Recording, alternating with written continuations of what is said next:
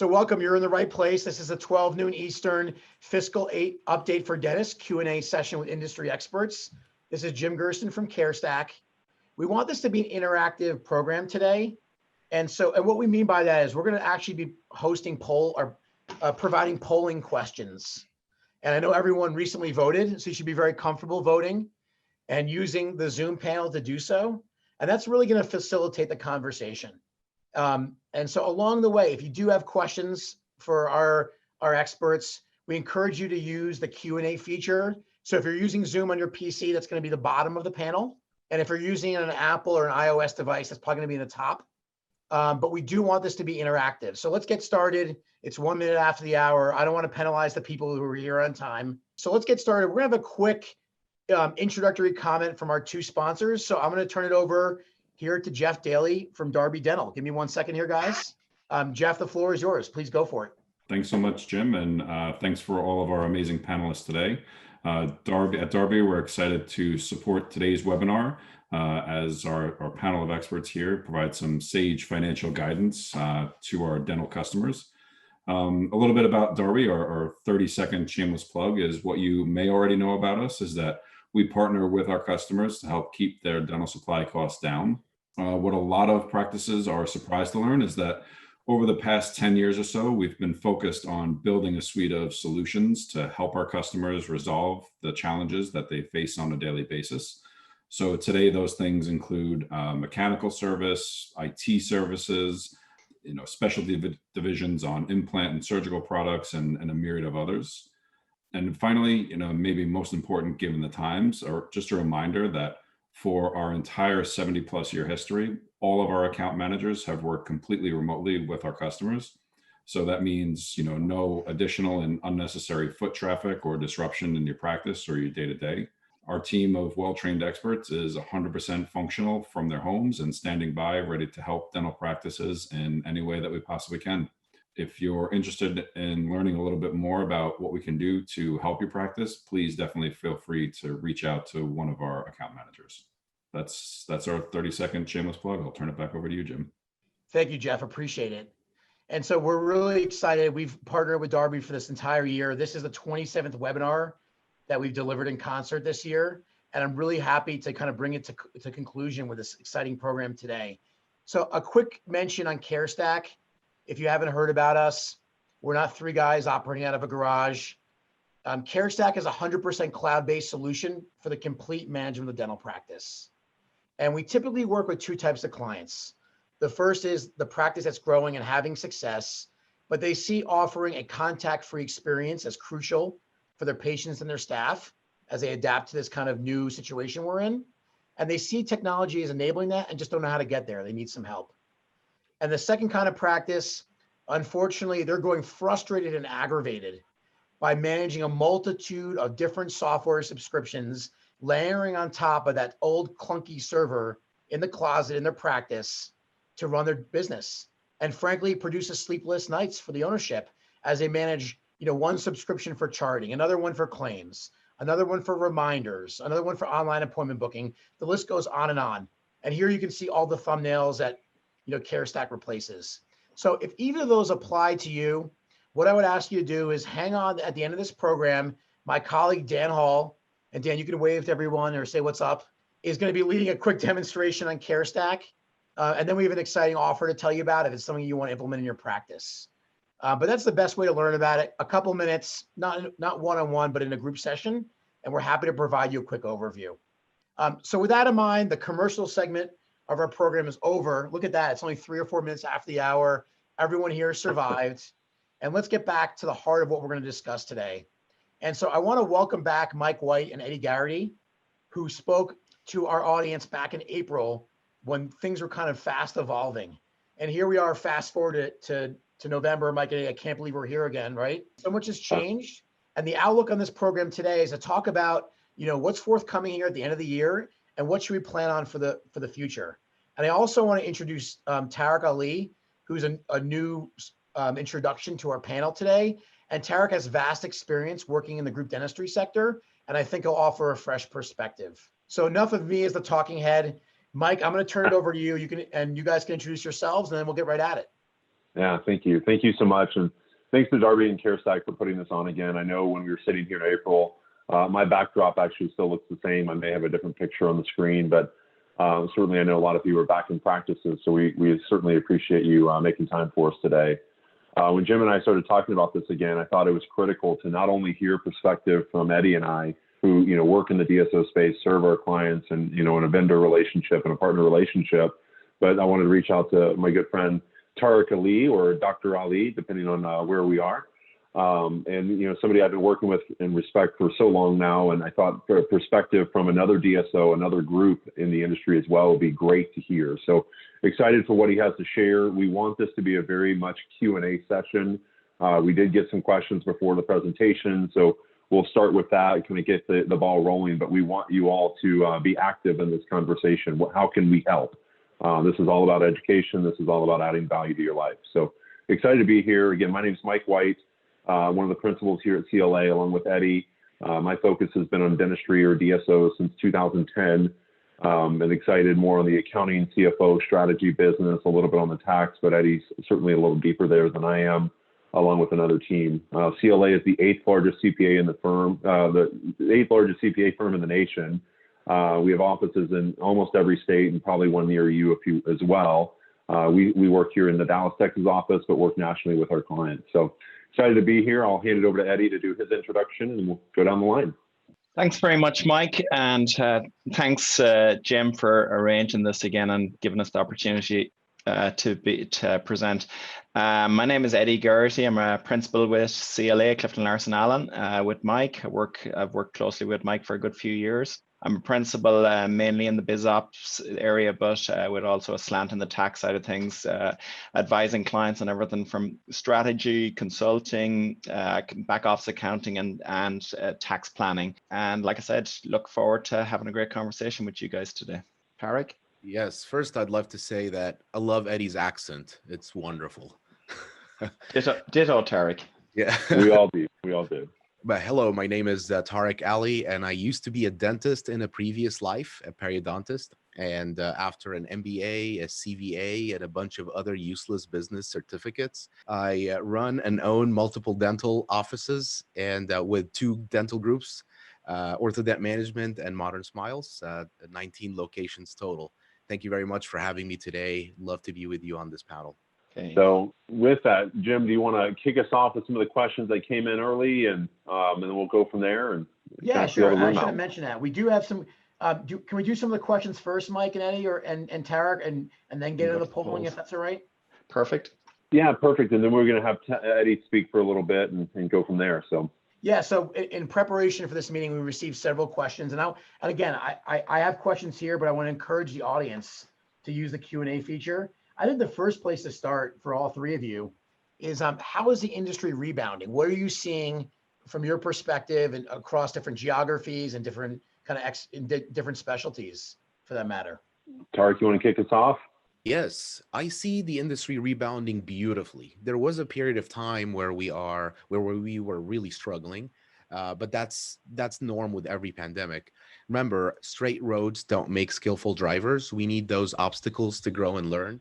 And we faced a lot of obstacles in the industry, but we're seeing that trajectory coming back again. Dentistry is an essential medical service that serves the community and alleviates the pain on hospitals and the operational capacity issues they're having. So it's not going away. And we are, of course, in some regions, it's different than others. Rural communities is different than urban communities. But overall, generally, we're seeing that rebound coming back beautifully. And same within our groups that we serve as well. We work all over the nation. I think we have groups in 42 states today. And it was interesting to see how the market reacted. Of course, other states shut down for a little bit longer, as many of you know, and practices rebounded at different speeds as well. But those that were resilient, focused on their culture, focused on building their teams back up, providing that safe environment, were the ones that we've seen not only rebounding to what they were doing previously, but in many cases rebounding to above last year's standards. We still have some markets that seem to be trailing behind, some geographies that are trailing behind. We're still watching some of these counties and stuff, enact some new shutdown policies. But as But as Tarek mentioned, dentistry is essential. And I think a lot of, information was put out at that point, even though dentistry was shut down. And a lot of folks, I think a lot of, political, I don't want to say political, but certainly publications, information was brought out about oral health and the importance of that and how dentistry can be a frontline resource and needs to be. So I think as we saw this get pushed back open and we work through this, we're seeing a nice little resiliency and the market's doing well. And we'll get into activity and acquisitions and all that stuff here in a little bit, but starting to see our practices come out very, very healthy. Yeah, and I'd endorse everything Tarek and Mike said there. I guess one thing we did see a little bit when the dentist practices reopened, there was somewhat of a bounce whereby it was actually something that we were projecting in CLA, this kind of pandemic curve. It kind of went above the line as there was a lot of pent up demand and services provided, and it's kind of flattened out somewhat now. But as Mike says, it's region by region, and obviously this is an ongoing story that's hopefully not going to be too much longer with us, but it's going to run for another while at least. Yeah, thank you for the background. If it's all right with you, I do have a follow-on question to this, but I'm going to post the first poll, so this can kind of happen in the background. If you guys are okay with that, gentlemen? Sure. Yeah, and this is where we get everybody engaged in this process. So we're going to ask some polling questions along the way. We'd love to hear your input, and this will kind of lead into Eddie's presentation and kind of talk about some tax stuff here in a bit. But as you look in your screen, and you all should see it on your screen, first question, R&D tax credits are never available to dental practices or DSOs. True or false? And so one of the while people are the polls are open here, and I could insert many jokes here, but I'm not. I know everyone's very sensitive right now, so I'll leave it alone. Right, but I'll just bite my tongue. Anyway, so results live. It should be live. I don't know. I'm seeing the votes on my end, but maybe you guys are not. They're coming through on my end. So I love it. Perfect. Yeah. I can't imagine, Jim, what your joke is referring to. It's not going to be good. I'll get someone angry. Okay, so I'm just going to keep just so you know, you'll find my results later. I've mailed it in. That's obviously not a joke. No hanging chads though, right, Eddie? This is not going to be. Okay, getting back to the structure of today. So Mike, you touched on geography, right? So that was a follow-up question we had from someone in advance of this meeting. So talk to us a little bit about the variability, maybe for all three of you, what you're seeing across different geographies. Yeah, absolutely. It was interesting when we were measuring how long, and Eddie kind of touched on that recapture, that rebound, if you will, as we were measuring our, Pac West and our West Coast practices that were shut down for a little bit longer than our Midwest, Texas, Florida, East Coast practices were in a lot of cases. We noticed the rebound and the recapture were so much greater than that. And of course, a lot of them, thankfully, were in positions of receiving PPP and idle money. And we'll touch on that a little bit later in the conversation. But, as they came back online, I've seen great results out of, the West Coast, California markets, Utah, Arizona, Colorado. Pac West has done even better than I had anticipated up there in Washington and Oregon. Kind of in that Midwest area. As we went into Texas, there was actually a little bit softer what we saw from a lot of our practices than we anticipated, and I also think it wasn't as big of a downturn as well. So the rebound became a little bit less substantial, but they're starting to definitely level off and learning the new normal. As we're thinking ahead, and we'll get into budgets and planning and things about 2021 here in a little bit, all of us are having to learn how to adapt to new patient care, new protocols, PPE, sterilization, things that may have already been within your practice, but were heightened awareness for your patients and stuff to be aware of it. So that's lending to patient volume drops and of course time and schedule and all that kind of stuff. But it's been interesting. I'm excited to see as we continue to move into the new year and as practices continue to open and add staff and bring their teams back. And that was the other side of it, was hygienists band together, assistants banded together, and weren't coming back at the same, and I see that as the biggest hole right now in our practices. But Tarek, Eddie, what are y'all's thoughts? Yes, so I can speak for Texas because most of our practices are in Texas, and we're mainly pediatric dentistry and orthodontics. We do serve general dentistry, but mainly pedo-ortho. But in Texas, we've noticed geography makes a difference. In rural communities, which we call secondary or tertiary markets, we've noticed less fear from COVID. People are not afraid to go to the dentist. They show up. The show rate is high. The fear is a lot less. In urban congested markets, Austin, Dallas, San Antonio, and Houston, it's a little less. It's still healthy compared to what we thought would be, but it's significantly less.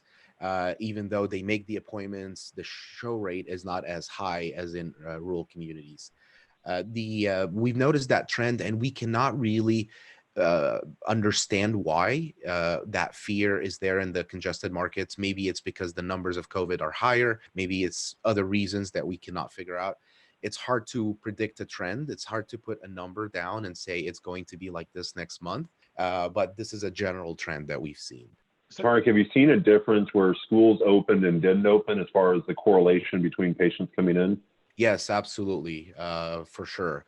There is correlation between the schools and also with the political scene. It was exacerbated or exaggerated in the congested markets, Austin, San Antonio, and Dallas, versus rural communities. There are factors that affect that for sure. And what about between your specialties? Oh, sorry, Eddie, go ahead. No, you go ahead, Mike. I was going to say, what about between your specialties as far as starts and consults and on the ortho side versus pedo? Do you see any difference there? Yes, we do. So for pediatric dentistry in general, people's perception that is a necessity, it's a need. So if you, for example, you may put off something that you need to do for yourself, but if it's for your kid, it's going to be top priority. So for pediatric dentistry, the show rate are higher. People are less likely to cancel the appointments. They show up.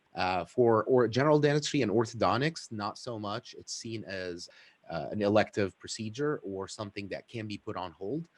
Even though now it's a lot better than it used to be in the last couple of months, we're starting to see a healthy rebound there too. Hey, Tarek, we have a question coming in here. I think this is a great question. Thank you for bringing it up from the audience. Curious to know which regions have fully bounced back to pre-pandemic levels and which are still trailing. I'm in the Pacific Northwest, so I imagine Oregon, Washington State, shut down for 2 months earlier this year. Since coming back, I've had a few record months, July and August, but October, November has slowed down considerably with huge gaps in hygiene, approximately 25% drop. Is this normal in my area? That's the question. In comparison, I've heard anecdotally offices in Texas have fully bounced back with no slowdown. So I think Mike would be the optimal person to answer. Yeah, I'll touch on that. Yeah.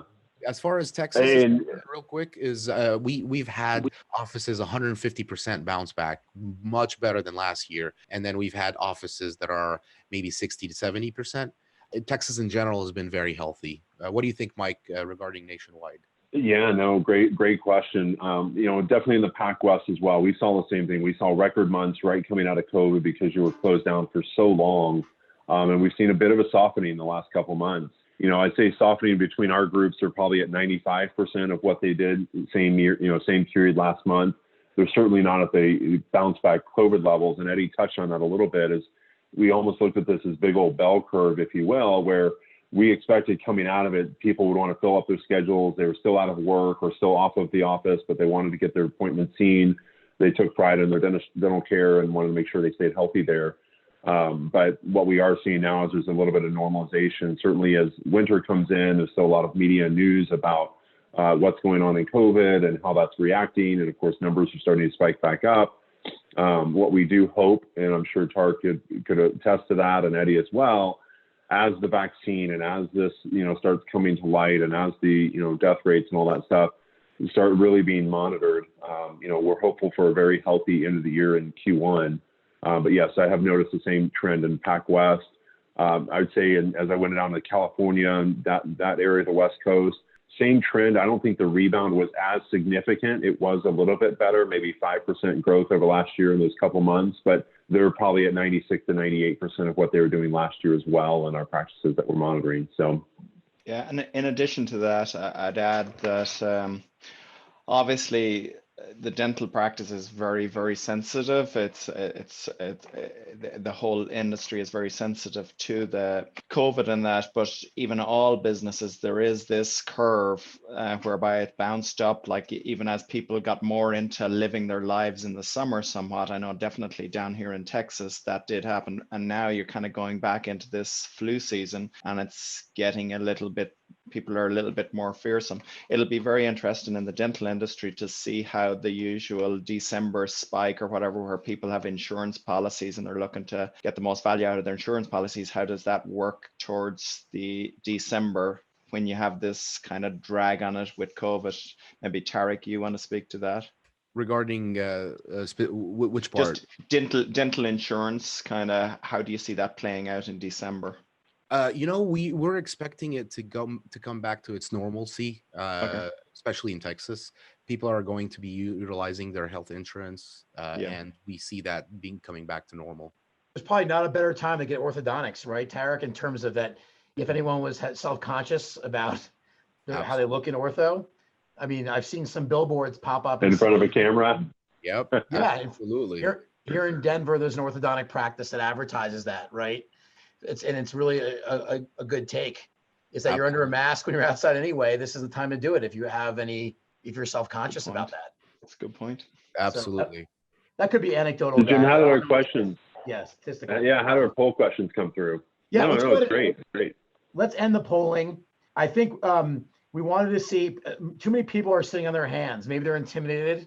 Again, I won't make any more polling jokes because everyone's sensitive to that, but let's end the polling. Let's see. So R&D tax credits are never available to dental practices or dental service organizations. And it was a 60-40 split, Mike and team, true versus false. So 60% said true and 40% said false. So who wants to tackle this one? I'll tackle it. True was the right answer, so we were spot on overall. So the R&D tax credit is a credit that quite a lot of people don't even know exists, and the people that know it exists assume that it's just for, if you want, pharmaceutical companies, software companies, or whatnot. And while they are massive beneficiaries of that because there's so much R&D in those industries, there are cases whereby dental organizations can avail of this as long as it there's nothing that says specifically that any industry is in or out. There's a number of things that you need to look at if you were looking at this, be it there has to be an actual purpose for the product or process. So it could be a process. So I know that a lot of dental organizations will say make their own crowns or have different pieces maybe on the orthodontic side and things like that, where there's an element of trial and error about it. So there has to be a technological component to it. But again, that does not mean it has to have coding or chemicals or whatever. It's technological, can be mechanical as well. There has to be uncertainty to avail of this. So there has to be that trial and error that you're literally putting money down to actually try something out. And the last piece is a process of experimentation. And if you think of some of the things that you do, particularly things like I said, particularly I know that there has been studies done whereby and the making of crowns and stuff like that can be done where it's done in-house. That can avail of R&D credits. So then it goes to what expenditures. Well, there's three main expenditures that you can actually qualify for this, and it's wages and payroll. So you would effectively try and track the amount of time that your specific people, more than likely, or high paid people are more than likely, are spending on this process, on this experimentation and that. Then the supplies that you're using that as part of the process, and any contract research that you're farming out. So there's no reason why you can't have a look. We have a group in CLA, a specific group that work in financial tax solutions, that are happy to look at this on a free analysis basis. I could tell you there and then if there's a case for it. The credits tend to be a percentage. The credit is an additional credit over and above the deduction. So you get the deduction for the wages, but then you calculate this credit, and the credit can flow through then, if it's a flow through entity, to the partners and can go offset against their taxes. And indeed, there's also, even if you're in an early stage where in some industries, okay, not necessarily dental, but we'll say, but sometimes in the first year you may have losses, so there may be no income tax due. In many cases, you're allowed to offset the credit against payroll taxes, the FICA taxes, the Social Security, Medicare, to the government. So it's a way of funding that. So it's definitely something more and more dentists are starting to look at. And a lot of it is just awareness that there's a possibility there. And if you ever wanted to talk to us, we'd be happy to talk further about it. So I don't know, does Tarek or Mike want to say anything further on that? You're the tax Not touching expert, so tax. I'm gonna pass it on to Mike. Well, while we're in the Yeah. vein of tax, let's move to the next one. And Yeah. in advance, if this is a political hot potato, we apologize. But which aspect of the Biden tax plan will impact you most if enacted? And the options were, this is a multiple choice one, guys. So the first choice was increase in long-term cap gains, qualified dividends rate to 39%. And a little over 40% of our respondents said this is the case. Second choice is increase in top rate of tax to 39%. That was around 20% of our responses. The next one got no responses, so that's significant, which is new Social Security rate for income over $400,000. So no one fell into that camp. And then around 45% fell in the category of increased corporate tax rate from 21 to 28%. How many went in the last one? Sorry, Jim. A little over 40%, closer to 45%. wow. So Okay. that was the leader, followed by increase in long-term cap gains, qualified dividends rate to 39%. Yeah, Kind of tells you who the audience is a little bit, which is great. So go yeah. ahead, Eddie. It's interesting. I wouldn't have guessed that if you had told me, because it's interesting. Obviously, it is a political hot potato, and a lot depends on the politics around the Senate races and stuff like that. So we don't know. This is the plan that was sent out as part of the Biden campaign. So we don't know what's going to happen on that. Interestingly enough, I would have actually thought the Social Security one is one that would probably hit a lot of dentist practices a lot, because it's not just the employee share, it's all your dentists that are on the payroll that are over 130,000. Suddenly there's going to be more Social Security, or sorry, they were saying 400,000, but it's not going to be everybody, but there may be some people there. So there's going to be that, and there's going to be the dentist owners themselves. So there's going to be a sliver of tax that you were paying at 3.8% from 130 to 400,000 is now going to be subject to an additional 12%. So that's pretty significant. The cap gains is obviously just for incomes above $1 million. So it's a big deal if you have cap gains in that year, if you were looking at selling a practice or somewhat. And I've had a lot of questions from companies across a range of industries on that, as to what do we think is going to happen? And if it happens, will it happen straight away, or do we get to the end of the year? And again, these are all questions we can only opine on. We can't give any definitive answer because we don't know what's going to happen. The corporate tax rate raising from 21% to 28%. I'm a little surprised with that as well, because I could talk to Mike. I have very few dentists that are taxed as corporations. Most are flow through entities, be it partnerships or S corporations, and they will continue to flow through to the income tax rates. Obviously, that rate goes from 37 to 39.6 under a Biden plan. So the corporate one, I was surprised that came in with so many. But again, it's very interesting to see what's concerning people out there. Like I said, we don't know what's going to happen if the Senate goes that way and the Democrats have full control. Maybe these things go through, but maybe they don't, because it's a very tight, the House and Senate's going to be very tight under the new administration either way. So again, it's interesting to see. Yeah, and I think the important thing is, we're not trying to touch politics. We're not going to go there. It's not our place. But the reality is, it's just for us all to think about. You know, we want to make sure that we're planning, and Eddie and I and Tarek share the same philosophy. You know, you have to realize what's happened in the past and how it's going to impact your future, but always be thinking about your future. And, you know, as we think about and what's going on in M&A, and of course the cap gains rate was a discussion point, is we're still seeing a ton of acquisition activity and a lot of M&A going into year end. But I still have practices that are planning on going in 2021 and 2022. So I haven't really seen the fall off of future planning of what people are trying to accomplish. They're just having to start planning ahead about what is the impact, what's the net cash flow impact, and all that. So those are the important things. Yeah. If I could add, Mike, and tell me if you agree or disagree, there's some clients of mine that were looking at doing transactions next year, and they were very, very wary 2 weeks ago.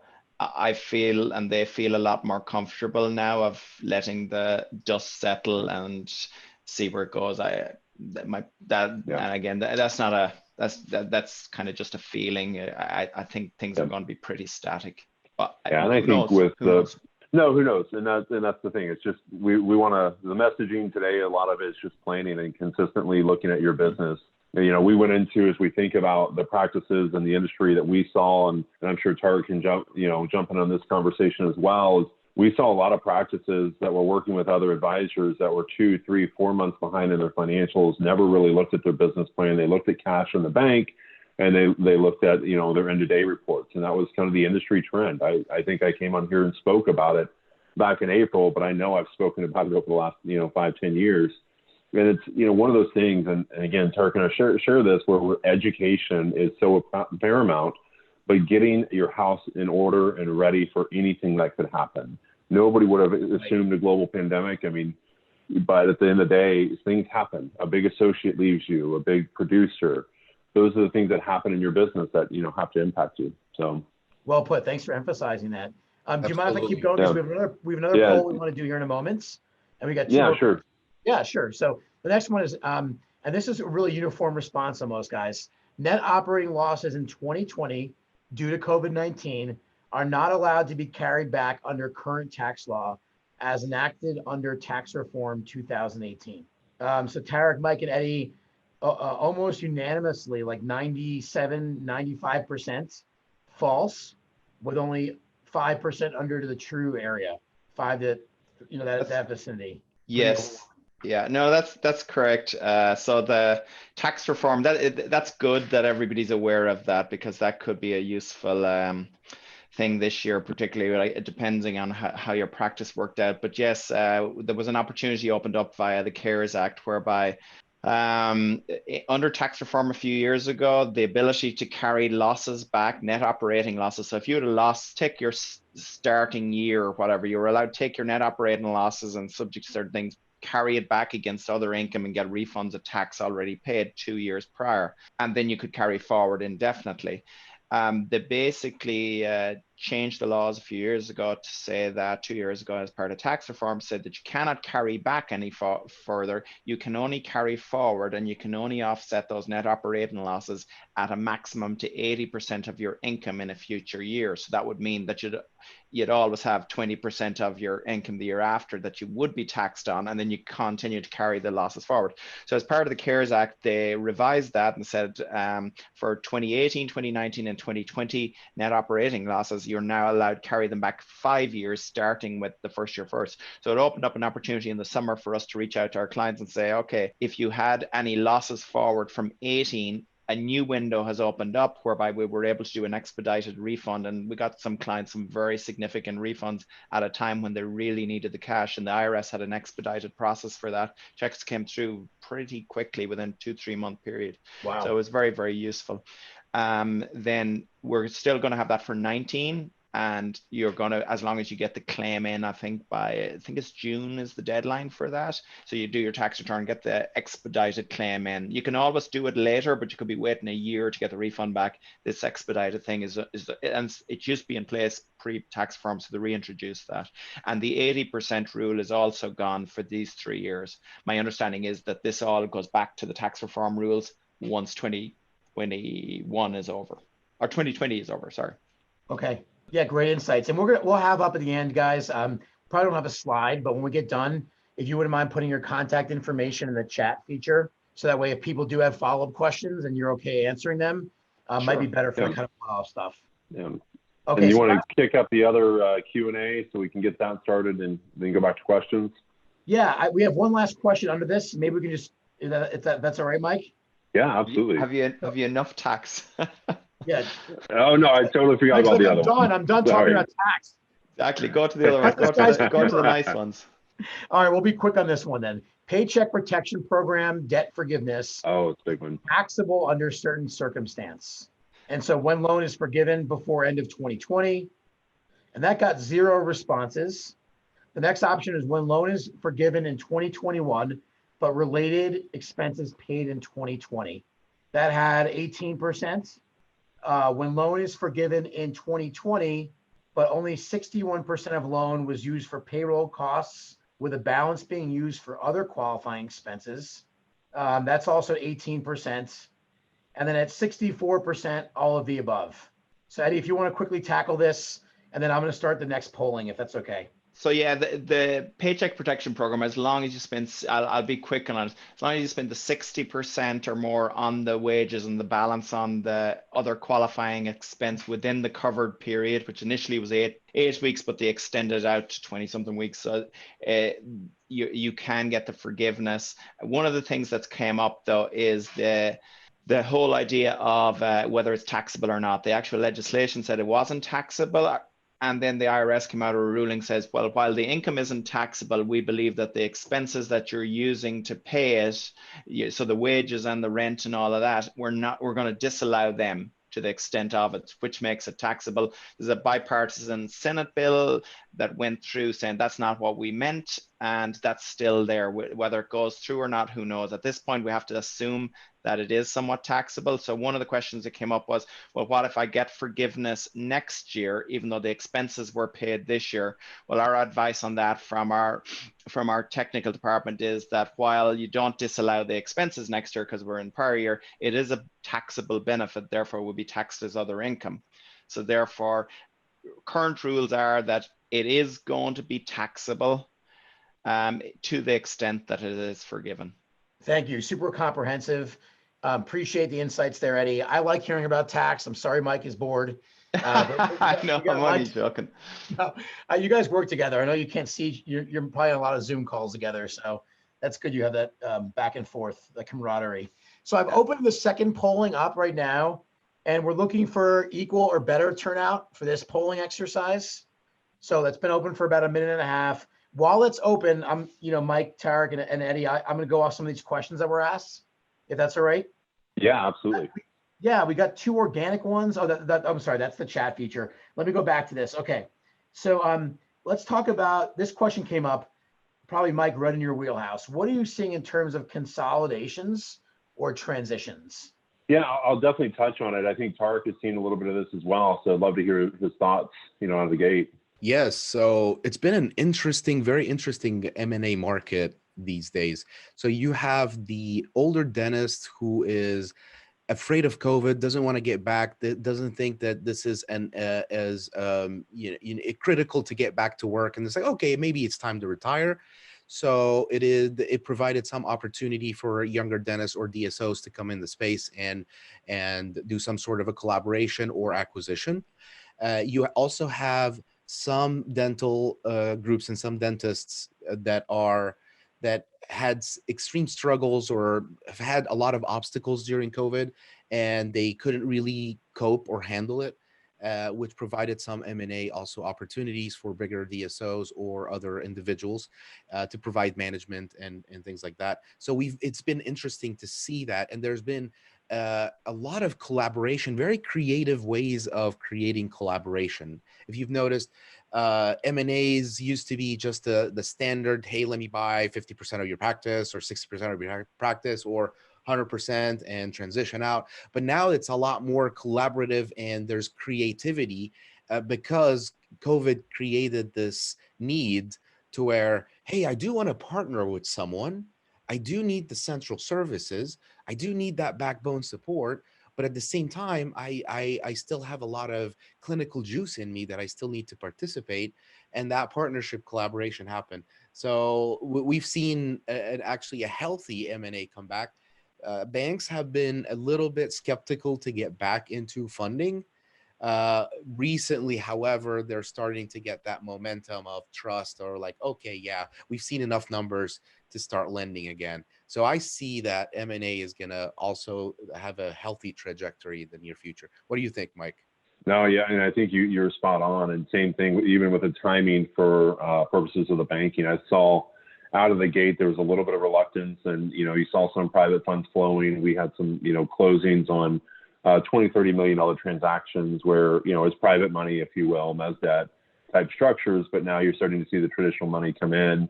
They're reevaluating their covenants and trying to figure that out. Many of you may already be realizing that your banks are looking at your idle money or PPP money and trying to determine if that's tripping your covenant or not. So be mindful of that. Definitely be working with your advisors and calculating your covenants, your liquidity covenants and debt covenants and all that. But as far as the activity, Tarek's spot on. We're seeing a ton of activity right now. I'm personally working on 9 transactions in the midst of right now trying to close before year end or by January. I already have a bunch slated for next year as well. So we're seeing a very healthy rebound. And I think Tarek also described perfectly what we saw in the industry. We had some practices, unfortunately, elder practices, that just decided not to come back. They didn't even try to sell their practice. They just closed the doors, which was sad. Yeah, it was really sad when you see that you built up a value in an asset and you didn't even want to try to open it back up. And, the good news, hopefully they were in a position they didn't have to. And I think that's where some of the patient, disbursement and some of these rebounds and recaptures have come back a little bit better relative to, the practices rebounding activity. I think the banks are starting to lend again as well. We're starting to have those conversations, and I'm hopeful there will be some new lenders to the market because it was a very tight market before, particularly in the DSO space. On the solo practice side, it was fairly opened up with various lenders. So Mike and Tarek, a question came in. It's 2-part. Like, what are you anticipating in 2021? So that's part A. And then this participant's kind of curious, like, what does the climate look like? And Mike and Tarek, I don't know where you guys were in 2008, but that individual's asking about compared to 2008 as far as the economic context. Tarek, go ahead. Love to hear first. Yeah, so I see it as a lot healthier than the 2008. I know that a lot of industries had suffered greatly, either economical impact or social impacts. But in the dental world, people are still going to go to the dentist. It is an essential medical service. The ADSO is very active in the recent months on making sure that the regulators understand how important and essential dentistry is. So we're not going anywhere. Now, the challenges that we will face are some regulatory challenges, some extra PPE stuff, some compliance challenges, but dentistry is not going anywhere. M&A is going to be strong and healthy. The battle is always going to be where can we get funding? And I feel that once you start having healthy financials, once you have a good, predictable, scalable, and sustainable model, your story is believable and you can always get funding from anywhere. I call it, it's funny, it's not a bad word. I call it the PISS model, PSS, predictable, scalable, sustainable. It's not a bad word. So if you have PISS, quote unquote, then you're very healthy to start acquiring because you won't have problems with the lending. I was going to suggest there, Tarek, I might advise you to change that to SSP. Maybe better. It doesn't go in the headlines if it's SSP. This is true. No such thing as I like bad headline things. stories. So one thing I'd add to what Tarek said there, in 2008, at the end of the day, it wasn't that there wasn't good companies, it was that there was no funding. The whole capital markets shut down. So even if you had the best company in the world, they were struggling to do transactions because literally the engine of capitalism had seized for a while. This is totally different in that regard. And hopefully things, once we get past this pandemic with the vaccine out and stuff like that, will be on to better days.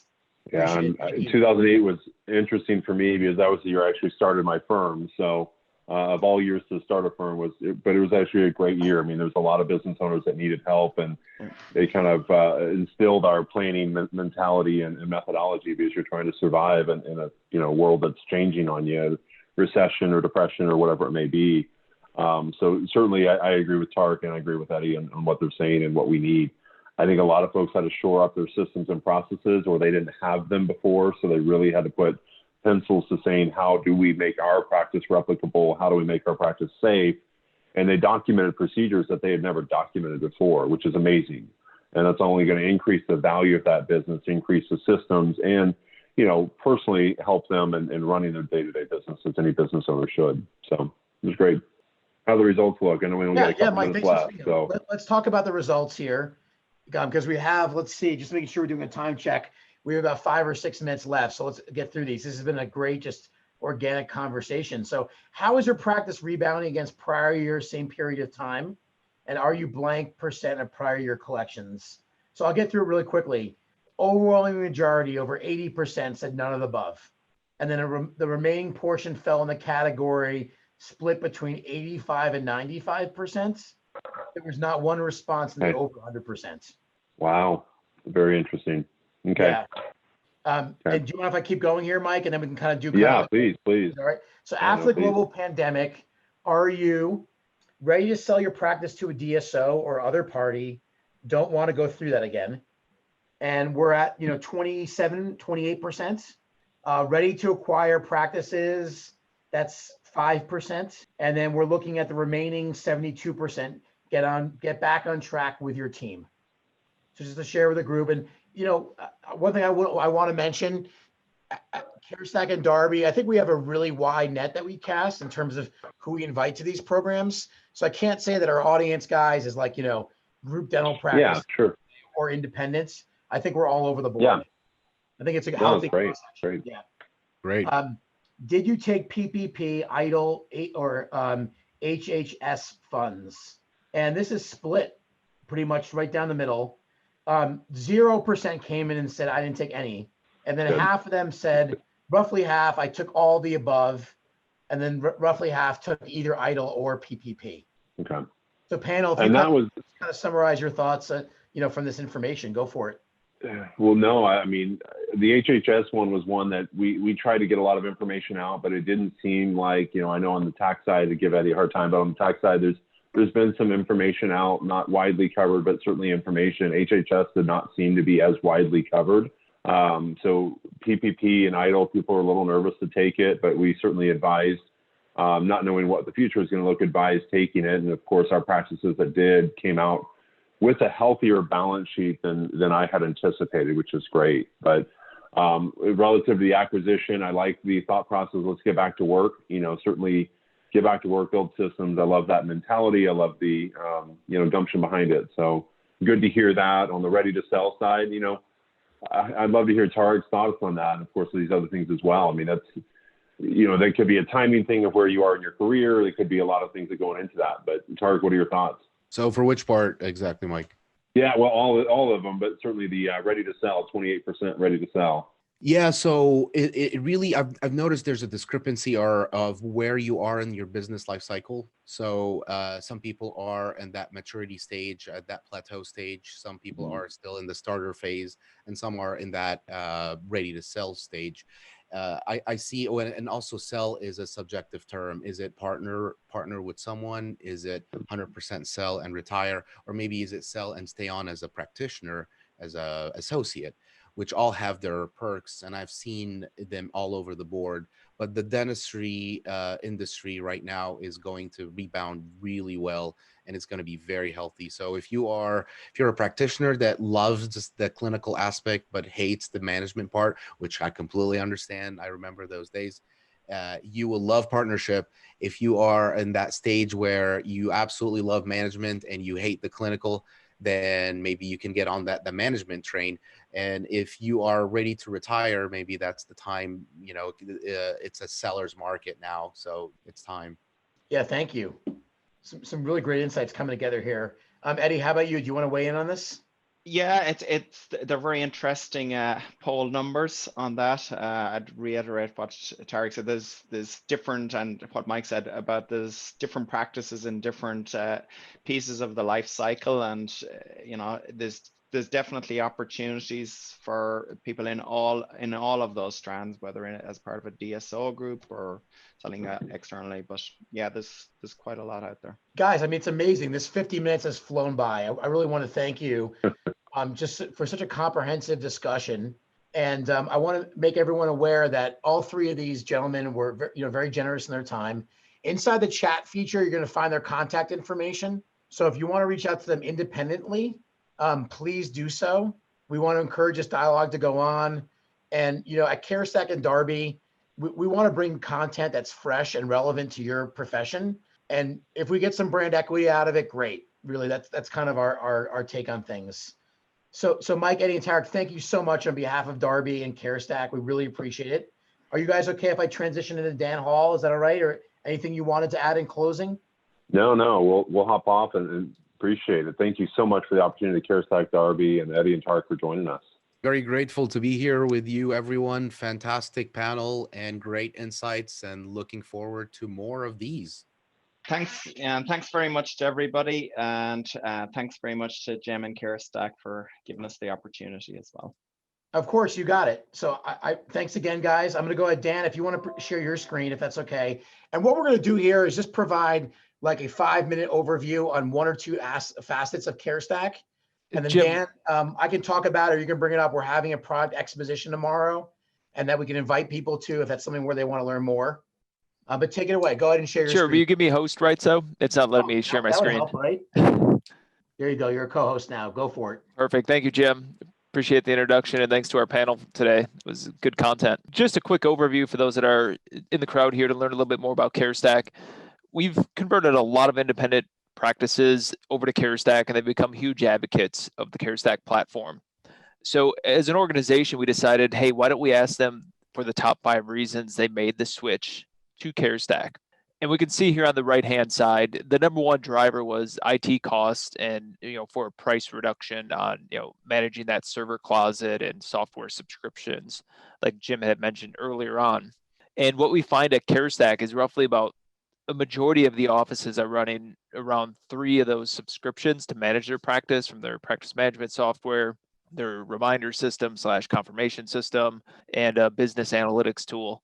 And frankly, that's not sustainable for the practice owner to carry that type of overhead on a month-to-month basis. Now, Jim, I'll cut to it. I know we don't have a whole lot of time. It was meant to be a high level, but I think this graphic probably shows it best. I mean, I'm sure there's some folks in the audience that see some familiar names on the left-hand side, and then on the right-hand side is what offices are experiencing after they switch to CareStack, right? They're looking at having all these modules in one single platform at an average cost savings around 40% is what we're seeing with our individuals that move over to CareStack as a solution for their dental office.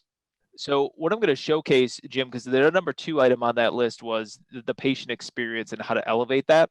And as you know, at CareStack, we like to do our research, and we referenced a study that's showing a vast majority of people. And I'm going to move over to a website here, which is for my dental office called Bright Smiles. When they hit the website, they're wanting to take action, right? I mean, it's one of the big things is how can I, get this appointment booked and move on with my day. So they book their appointment. They hit the option here to book appointment. It's going to take them over to a page where they can decide are they a new patient or an existing patient. In this case, I'm going to hit existing. I choose the reason for my visit. I'm going to say cleaning, type in my zip code, hit search. It's going to find my location or my provider if it's one office that I'm managing, and show me the times that are available. I can go in here, select that time, type in their information, right? And they type in their date of birth. And this demographic information is customizable. They enter in their email address. So this way we can confirm their appointment and remind them and stay in communication before their appointment, and also too at the day when they go to check in. Because they can check in by curbside, right? You guys talked a lot today about COVID and the pandemic. That was one of the things that we brought, to all of our end users was a solution to have people check in the parking lot or curbside instead of tying up the phone lines. So we go in, we verify our appointment here, Jim. It's going to pull me into my email, and it's going to show me my appointment here, your appointment with Bright Smiles, Bill. Verify your email address is what it's going to ask them, and it's going to take them into a space to complete all their forms digitally right here that are going to land directly inside of the CareStack platform. That's the process for that patient to book themselves.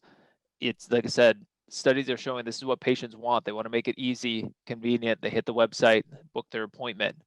Now on the practice side, Jim, we hear quite often like, hey, how does my staff know who booked themselves, right? Right. They can go into the calendar, because I did transition over to CareStack here just to give visibility. And we're going to see online appointments that have booked themselves, right? Like I have this John Smith down here, highlighted in red. That's somebody who booked their own appointment online. If I want to take a quick view from a task list, here's all my appointments that have booked themselves online. Queued up, easy to find. It's not a mystery for the team. They can jump in there, quickly find those folks. And if they want to, finish up some details or go in and just confirm that they filled out all their forms before that appointment, they can do so. So that way it makes it easy to manage. And now, Jim, like the other piece too is, we hear a lot like, hey, I don't want my staff to be surprised, in Well dealing put. with payments, right? Like, what is the patient going to owe that day? So we have a smart eligibility process built into CareStack, right? I'm going to change the view of the schedule here. I'm going to switch it over from a patient view and take a look at it from an eligibility view. So if I'm coming in for the day as the person that's managing the schedule, this is what I want to see is everything in green. That means their insurance has been checked, eligibility is done. So whatever's being presented to that patient is going to come through in a clean fashion, and your team can speak to it and collect those dollars right then. So I'm going to add myself to show how this works, Jim, for an office that's running CareStack.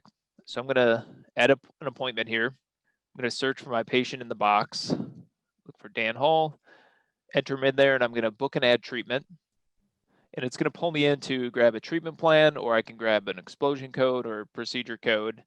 I'm going to grab an explosion code, and we're going to enter this in for an emergency exam today. And it's going to populate the fees that are going to be due on the patient side as well as what's expected on the insurance side. And it's going to clearly show, $64 for the exam is going to be due from the patient, $0 from the patient for the x-rays. Those will be covered by the insurance. But more importantly, it gives me this information bubble up here, which is going to deliver context to your team as to why that $64 shifted over to the patient. And it's going to say, hey, we scrubbed this against the primary insurance and the secondary. It's limited to 2 times every 12 months. They've exceeded that. That's why the dollars shifted over. So this way your team can work fast and efficient. They know what's going to be collected. They can send a quick text message to collect that $64 from Dan, move on with their day, and proceed forward. I want to pause there, Jim, because I know we're right at the top of the hour. It's a good place to conclude. You've given a kind of a good snapshot. I'm just going to share my screen, Dan. Sure. And then we'll sign off. So if you're out there and you want to learn more about CareStack, in conjunction with Nifty Thrifty Dentists, they're a Facebook group people are probably familiar with. We're conducting a product expo tomorrow at 1 p.m. Eastern, 12 p.m. Central. And believe it or not, Dan, I'm glad I'm not the CFO at CareStack here, but everyone who attends, every unique practice in the US that attends is going to receive a $200 Amazon gift card. So if this is of interest to you, do me a favor, reply back to one of the 50 emails that you received from CareStack in advance of this meeting today from either myself or from events@carestack.com, and we'll send you the registration link to sign up for this. So again, it's tomorrow, 1 o'clock. You've got to be a captive audience for about 45 or 50 minutes. So Dan, I think this is a good place to end. Is that all right with you? Yeah, that works for me. And then we'll hopefully see some folks there tomorrow to get see the rest of CareStack. Yeah, thanks everyone for your time. We had a great Appreciate it. turnout today. Again, thank you to Darby Dental. Thank you to our panelists. Stay safe and healthy, and we hope to see you in future events. Take care, everyone. Thank you.